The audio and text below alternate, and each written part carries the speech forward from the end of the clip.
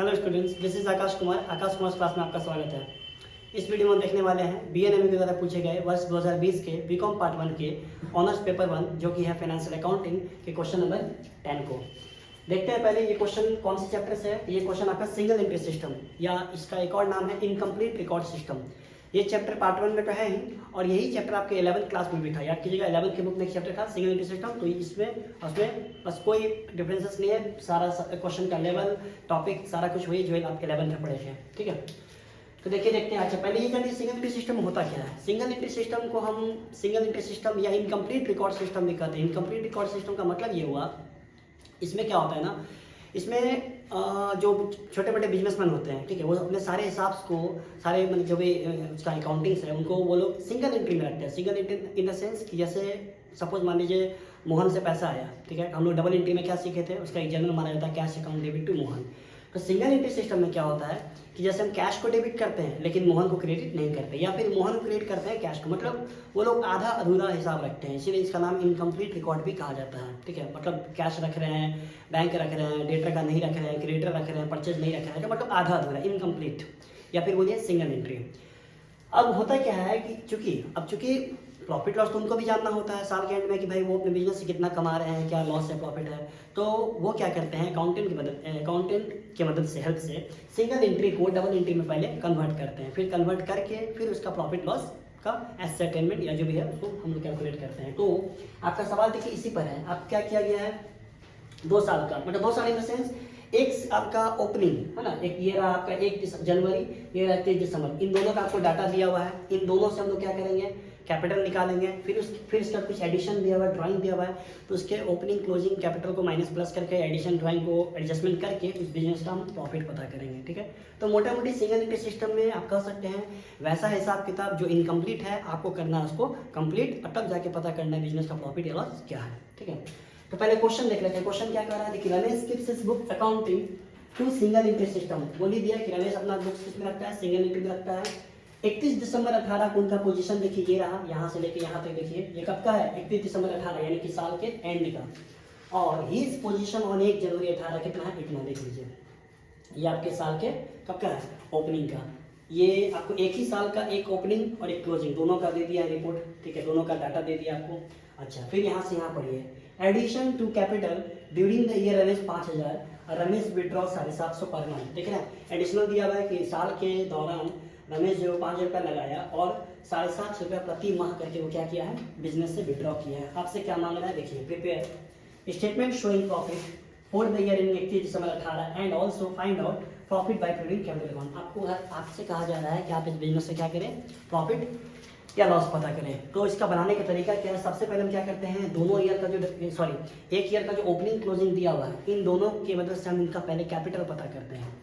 31 दिसंबर का जो हम इसके डाटा से हमको क्लोजिंग कैपिटल पता चल जाएगा, और 1 जनवरी से हमको ओपनिंग कैपिटल पता चल जाएगा। अब देखिए कैसे पता करेंगे, तो आपके पास देखिए सारा एसेट्स यहाँ देखिए, cash in hand, bank, debtor, stock, plant machine, fixture, और हाँ यहाँ इतना तो यहाँ से यहाँ तक एसेट था, देखिए यहाँ से यहाँ तक क्या है, एसेट्स है, और ये जो आपका क्या दिया हुआ है, ये आपका लायबिलिटी क्रेडिटर दिया हुआ है। फिर आइए 1 जनवरी के सेम कहानी, यहाँ भी आपको cash, bank, stock, debtor, fixture, machine, यहाँ से यहाँ तक क्या दिया हुआ है, एसेट है, और ये क्रेडिटर है। हम लोग इसके लिए खोलते हैं क्या, स्टेटमेंट ऑफ अफेयर्स।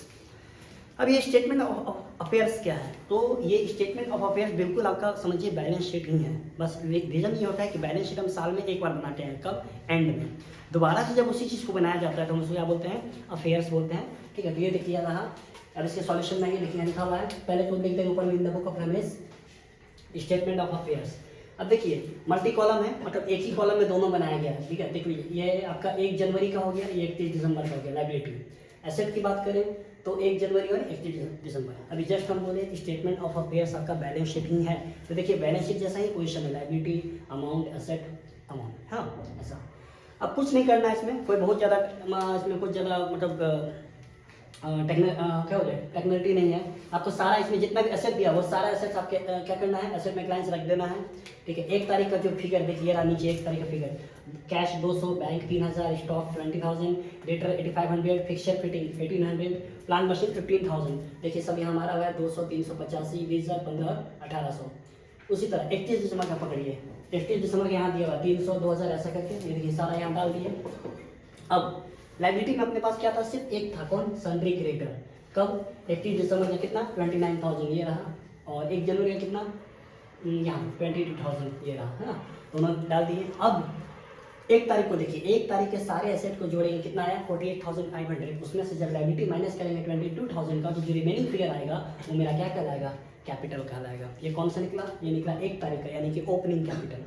सेम इसी तरह 31 दिसंबर का करेंगे तो यहाँ देखिए 34,800, है ना, ये कौन सा निकला, ये निकला आपका क्लोजिंग कैपिटल। तो हमको 2 चीज़ पता चल गया, कौन, ओपनिंग कैपिटल, क्लोजिंग कैपिटल, ये 2 फिगर आ गया।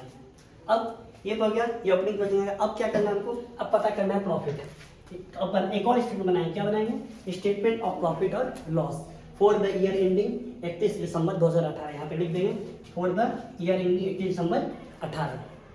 अब इसका फॉर्मेट क्या देखिए, सबसे पहले क्या लेंगे, सबसे पहले हम लेंगे क्लोजिंग कैपिटल, ठीक है, ये थोड़ा उल्टा बनता है। सबसे पहले क्या उठाएंगे, क्लोजिंग कैपिटल। क्लोजिंग कितना दिया था, रिजल्ट देखिए हम निकाले हैं, कितना 34,800, यहाँ ले लिए क्लोजिंग कैपिटल कितना 34,800। अब इसमें ड्राइंग करेंगे, क्या, ड्राइंग्स याद कीजिए। यहाँ क्वेश्चन में देखिए लिखा हुआ था, रमेश विड्रॉ 750 पर मंथ, 750 के हिसाब से पर मंथ निकालता है, कितना हो गया 7.5 × 12, यानी कि 9,000 रुपये। ड्राइंग ऐड किए, कितना आया 43,800। अब इसमें क्या करेंगे, एडिशन। अब हम इसमें लेस करेंगे एडिशनल कैपिटल। देखिए उल्टा आ रहा है, नॉर्मली हम लोग आते हैं कि ड्राइंग को माइनस करते हैं और एडिशनल को प्लस करते हैं, लेकिन चूंकि उल्टा आ रहे हैं, क्लोजिंग उठाएं पहले, तो सब रिवर्स में जा रहे हैं।